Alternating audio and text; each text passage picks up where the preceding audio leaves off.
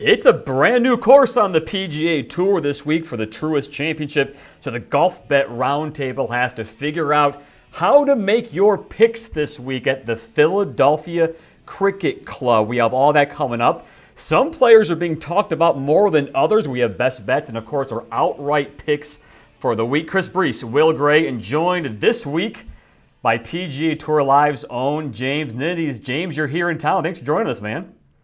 Oh, anytime. I love the old roundtable discussions. Let's get it going.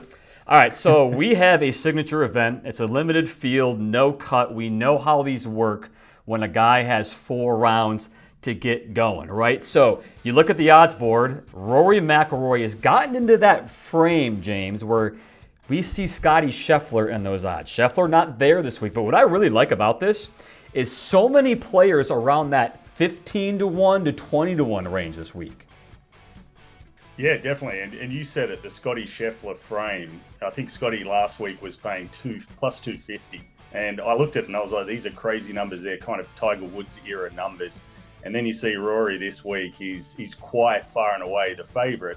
And I think the Scotty Scheffler effect that it's been bouncing back between Rory and him, like he said it's driven him to practice more. That was Rory last year. And then Scotty obviously playing well and winning by 8 at CJ Cup, Byron Nelson. I think Scotty's sitting back with his feet up last week and he's like, all right, game on, hold my beer. I think now I've got to prove that I can be dominant when Scotty's not in the field. So I think it's the fair odds board this week. I saw those Scotty odds last week, and I thought there's no way you can bet Scotty at that number, and then he won by 1,000,000 strokes. So I felt foolish. I have a similar reaction this week, though, to Rory. I mean, to see him sitting there at plus 450 and so much firepower in that 14 to 16-1 range, it's hard not to roll the dice with 3 of those guys and average it down versus taking Rory as a single bullet. It is a tough course this week to bet on because we've never seen it. There's 0 sample size on the PGA Tour. You can comp whatever course you want, James. You're probably not going to be right because we do not have the data on this. How would you go about when you're picking players who you think would fit a mold on a course you've never seen, and what would be the first thing that you would react to? Look, especially as an ex-player, the thing I would love going to a new course is just that it's going to be firm and fast. And I don't think we're going to see this. I think expected to be a little bit of rain. And so a lot of the players that are trying to get used to this golf course, they're going to have to go and do it the old way and go and practice and play. And so it's going to be long practice days for these guys. But I think this is a perfect course that all these guys are excited to go play. They've heard a lot about it, Tillinghast design. It's interesting because a lot of players, when asked about Philadelphia Cricket Club, they don't talk about, hey, I just want to go out and play this good course. They talk about how it's a Tillinghast design, and you don't hear that when guys are getting asked about a course. So they are really excited to play this course. They're not just because of the location. So I just think that it's somewhere where all these guys are driven to be excited to play golf again. It's somewhere new, and you don't really see that on the PGA Tour.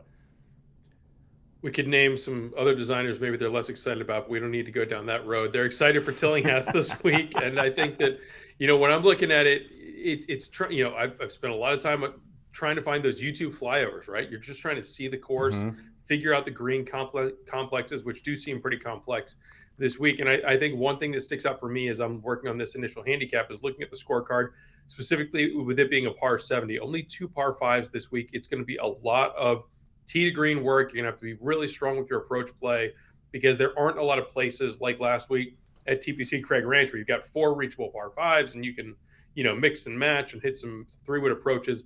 A lot of guys are going to be wearing out that, 175 to 225 approach area, and you really need to be strong both off the tee in finding the fairways and then getting those birdie opportunities once they arise. The word on site, James, is that 32-yard wide fairways. Angles are very important, hitting it over a bunker, laying up, whatever you want to do. You probably could do some course comps on that if you really wanted to, but it seems like a lot of holes are feast and famine. So would you gear towards a player who is aggressive and can hit it long off the tee and maybe not be so worried about being penal, or a guy who's going to plod his way across the golf course? Because you can go any way on that with who you pick. Yeah, there's a couple of statistics that I was looking at personally, and with possible weather, 32-yard wide fairways, that's not too tight. I mean, we were seeing that pretty much at TPC Craig Ranch last week, and that's known as a bomber's course. So with the weather, when the fairways get softer, it ultimately makes the fairways wider for these guys. So I don't think you need a bomber, a guy that hits it a long way, but I would like, kind of pairing accuracy off the tee with length. And then also, this course has 118 bunkers. It's the most on tour. So if the rough does get thick, a lot of these guys can bail themselves out by hitting it in a bunker around the green if they're a little bit of trouble, knowing that if they can rely on that part of their game. And also another statistic I was looking at, greens in regulation and guys that are good putters from 4 to 8 feet, because bent grass greens, we don't play a lot of bent grass greens. Well, I never used to on the PGA Tour, but these guys don't play a lot of bent grass greens on the PGA Tour. And it's insane to think of the number. This is only the third course on tour that they play bent grass outside of Augusta and last week at TPC Craig Ranch. So it's incredible. You always think, you see these greens, and a lot of them are POA that look like bent, but so guys that putt good on bent, it's hard to get the metrics from that, but I like that from 4 to 8 feet kind of, if guys are finding a lot of bunkers, around the greens that they can bail themselves out. But just the typical, it's going to be find fairways and greens and make a lot of putts from 15 to 20 feet. It's an easy game, right? If you find the fairways and greens and make all your 15-footers, you can do some damage real quick there. I will say I got to give some credit to our friend Pat Mayo, who we had on the roundtable a couple weeks ago, and on his show this week he had Alex Blickel, who has won a Pennsylvania Open at this course, at the Wissahickon course, and he was saying it's not just driving distance. I think a lot of this week is going to be about carry distance, because Chris, as you said, there are some par fours and maybe some of the par fives where the angle of attack that you can take is going to be different based on how far you can carry it, to the point where sometimes the fairways are a little wider. If you can carry it over the fairway bunkers on the left, you're going to have more room and so on and so forth. So I do think that I'm leaning a little harder toward driving both distance and carry. But as James said, you need to be backing people that are solid on and around the greens. Short game is going to be big this week, as guys are going to be trying to learn the nooks and crannies all at the same time. So it's a simple formula, but it's also a little bit more complicated when you try and put it together. A lot of this seems right up Rory McIlroy's wheelhouse. One of us may or may not have picked him this week. We'll tell you in a second here.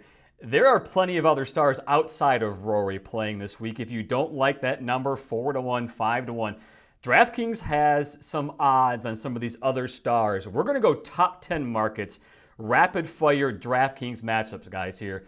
2 ties, top 10. Which one do you like better between these 2 stars? James, you're the guest. We start with you. Ludwig Åberg, Justin Thomas for top 10.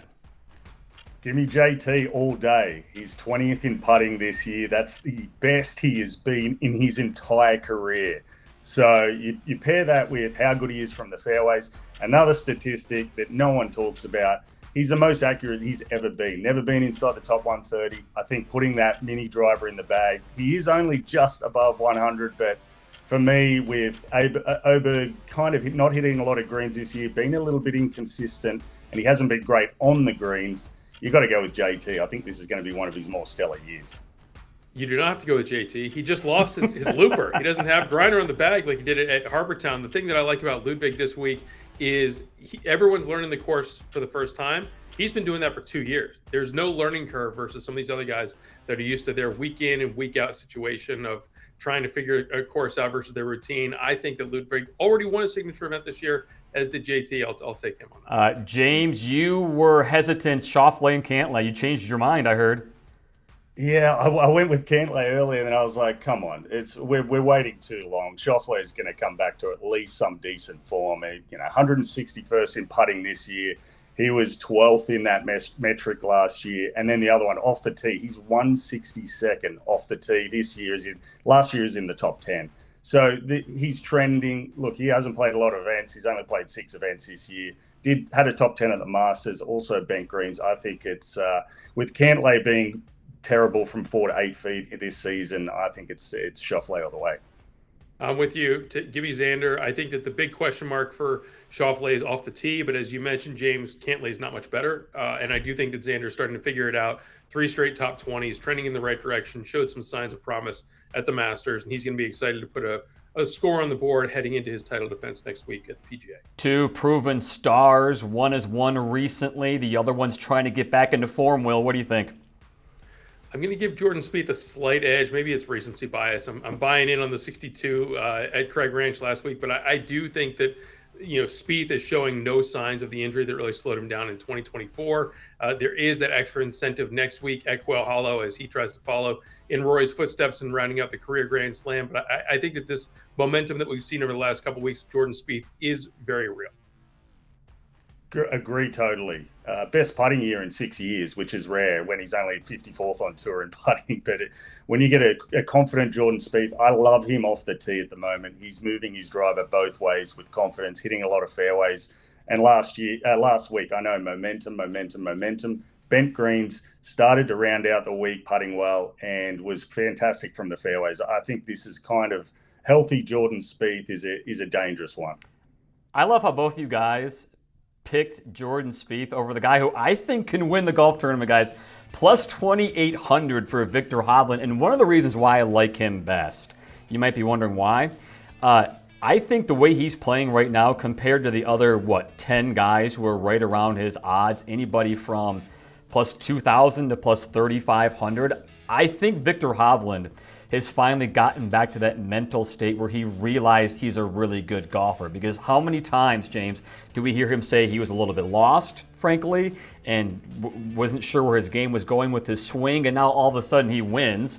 He does pretty good at the Masters, is in contention at the RBC Heritage. I think people who have forgotten how good this guy can be are going to see it pretty soon. I think if it not this week, it could be very soon when Victor Hovland wins again. I like that. It's juicy odds. Yes. There's a lot of value there. And I think when Victor Hovland kind of talks with the media and he tells about how everything that's been going wrong, I think it's more of a vent. I don't think it's scar tissue or a lack of confidence. I think that's just the way he helps himself move on. And, he went from that new center shaft putter early in the year, went back to the old one, won Valspar. So he's very good on these types of greens as well. So I don't mind it. It's juicy value. I think you're a week early, Chris. Top 5s each of the last 2 years at the PGA. you burned him too early. Save him for Quail Hollow and keep him in the holster for Philly Cricket Club. Okay, I had made the comment that one of us had picked Rory McIlroy to win this week. James, we hate the number, but who cares if you think the guy's going to win? Yeah, not a great number. I did say how it's, he's clearly the favorite, just like Scotty was last week in Dallas. But obviously the field is much, much stronger here. But I'm going out on that sturdy branch, and I'm going to pick Rory at plus 450. By far, for me, it's the Scotty effect. Now we have a really good rivalry, even though they won't say it's a rivalry. But I just feel like they're kind of built-in chips on their shoulders. Both these guys are driving each other to do something special this season. And one big thing for me, McIlroy putting this year, top 20. He's been top 20 one time in 17 years from when he was a rookie on the PGA Tour. So you pair that with how good of all the other statistics that he has going this year. He's great out of the sand. He can bail out a little bit if he gets in trouble, if he doesn't hit a lot of greens in regulations. And look, I think coming down to the biggest conversation that everyone's talked about, him going to that more spinny golf ball, says that he's fixed his wedge game. He hasn't been great from 50 to 125 yards this year. He's like 150 on tour. So with everyone saying he's fixed that, I still think deep down he's still working on it. And if he does sort that out with his distance and his underrated accuracy off the tee around Philly Cricket Club with the way he's putting on bent greens, which, like we said, there's only one other course he played this year with bent greens was the Masters, and he won. I think it could be a runaway victory. It is hard to find a reason on paper to think that Rory McIlroy is going to be bad at golf this week. So I think that all of those reasons are true. I love what you said about the rivalry between Scotty and Rory, whether it's a rivalry or not. It's been fascinating to hear their comments where Rory had said earlier in the year at Pebble Beach, he tried to learn from what Scotty did last year. Scotty was asked at the Byron Nelson about what he's learned from what Rory did. I think that both of them are watching the other one and really kind of taking notes and trying to finding incremental ways that they can improve even at the highest level. Rory wins signature events. People talk about it forever and ever. You get some of these guys who win signature events, and you forget to talk about why they're a great golfer. Will, your winner, Russell Henley. Let's talk about him. Let's go.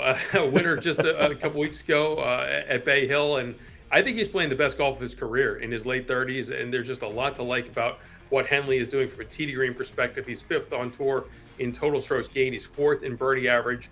And a lot of this goes, first of all, I like the number because, Rory has his thumb on the scale at plus 450. So it is going to elevate some of the potential value if you go down the board, even into those middle ground guys. But again, it's a par 70 course. Russell Henley is 2nd on tour this season in par 3 scoring. He's 4th on tour in par 4 scoring. So the relative weakness for him has been par 5s. That's not going to be as big of a factor this week. I think he's going to be really able to shine on the 3s and 4s. And as James said, it might not firm up, but I do think that some of the bones of this Tillinghast design and how they could set it up, it does tend to some of the ball striking setups that we've seen, like at U.S. Opens, where Russell Henley has really broken through and has contended more often than not over the last few years. So, looking big picture at what he has from a confidence perspective, slipping into that red card again at Bay Hill, and just overall where his numbers are trending, I think there's a lot to like about Russell Henley to get signature win number 2 this week. I like that pick, especially with what you just said at the end there, him building his confidence. And I think he's been a player that's been talked about in past seasons, but this year he's starting to get more comfortable with being a favorite, being a guy that's expected to do well in majors. Like, he was all the talk at the Masters, and obviously that was a disappointing a week for him, and he knows that. He's a man of not many words, but I think he's got that built-in drive now that he wants to be that guy in the next echelon, like you said, and getting more comfortable winning those bigger events. I think he's just going to be more there more often and around the top of the leaderboard at some of these bigger events more often also. So technically, I will say, go ahead. Sorry, Chris, Yeah. Just one thing on the Masters missed cut. I think this is an interesting thing to reflect on in handicapping. Like, not all missed cuts are the same. And that's a great example. I think he went out in 79, had no chance of making the cut, turned around and shot 68. Played a really good second round at Augusta, went right over to Hilton Head, finished inside the top 10. So that was really one bad round that he was able to put in the rearview mirror really quickly. It didn't affect his performance the next day, the next week. That's the sign of someone that's really built to be a champion. And that's probably something that a lot of bettors probably need to think about when they have these thoughts in their head about, why did a guy miss a cut like that? Don't worry about it. I mean, everybody's allowed to have one bad week. If you have a bad week in a major like that, don't think about your player in those terms. Think about why you think he's going to be a good bet.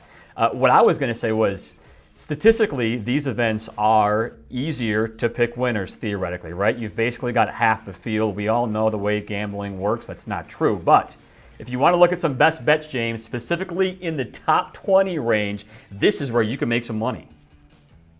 Oh, definitely. And I'm going with momentum. Sam Stevens, to me, plus 200, a guy that just finished 3rd last week, putted amazing on those bent greens. He had a second place finish at the Farmers. He's another kid that's kind of gotten more comfortable as he's gotten on the PGA Tour. Fantastic iron play. You talk about par 3 scoring, or just the way he plays par 3s.